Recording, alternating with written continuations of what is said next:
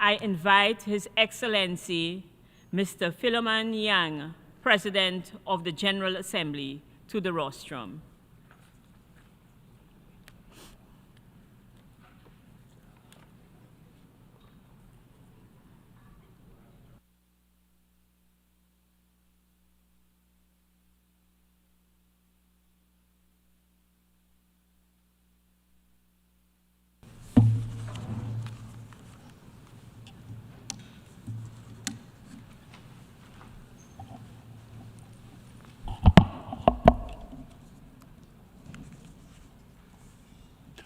Your Excellencies, ladies and gentlemen, I am honored to address the fourth session of the Permanent Forum on People of African Descent. It is heartening to see such a strong gathering here today.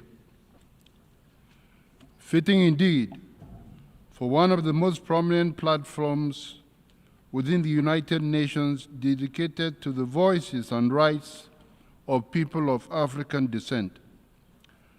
The work of this forum will inform crucial deliberations on our calendar.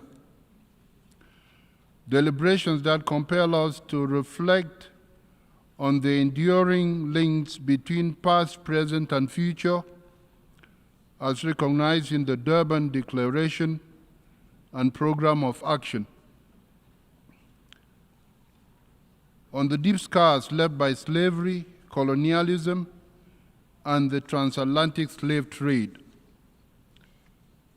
and on the legacies of racism, racial discrimination, xenophobia, and related intolerance that continue to affect people of African descent today. In this spirit, I welcome the launch of the second International Decade for People of African Descent. This milestone reflects the strength of your advocacy, and it reaffirms the global commitment to justice, recognition, and development. Your Excellencies, ladies and gentlemen,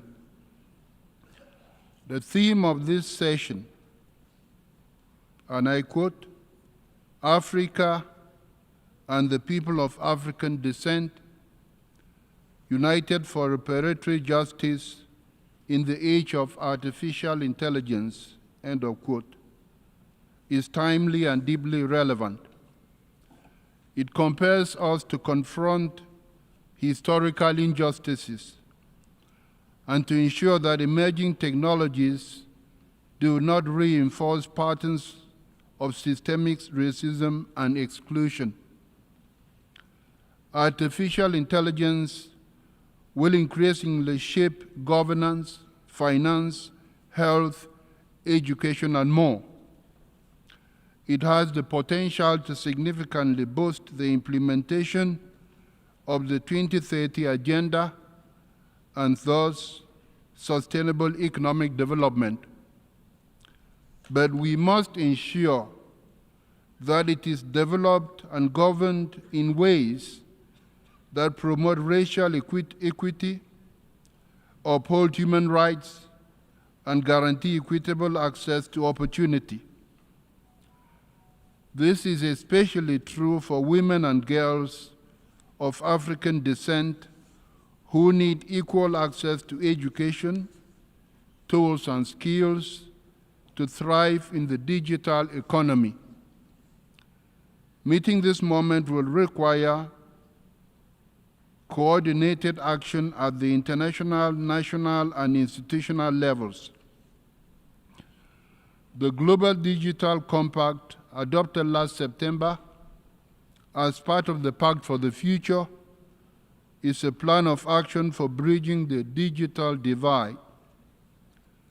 It aims to ensure that digital technologies serve the good of everybody, everyone's good, the common good,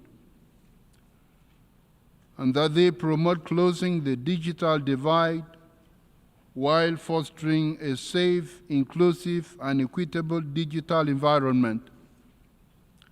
I call on member states to take urgent steps to deliver on this commitment, and I encourage all stakeholders, including the private sector, to help shape a digital space that is inclusive, open, secure, and accessible to all.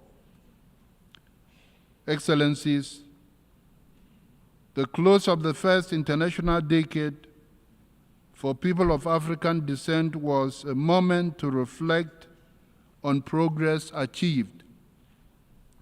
It was also a reminder that much more remains to be done. We have to keep working. We must pursue effective and sustainable initiatives rooted in recognition, justice, and development with renewed determination.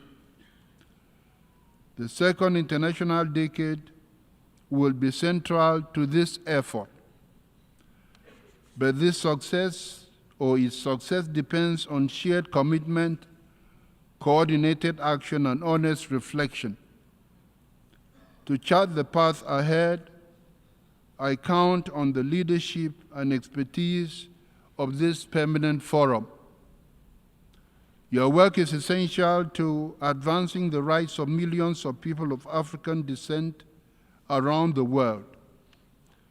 Dear colleagues, let us strengthen our efforts to uphold human rights and address the root causes of racism and racial discrimination. Let us recommit to ending racism everywhere, in all its forms, in defense of the dignity and equality of every human being. I wish you a productive and successful session. Thank you.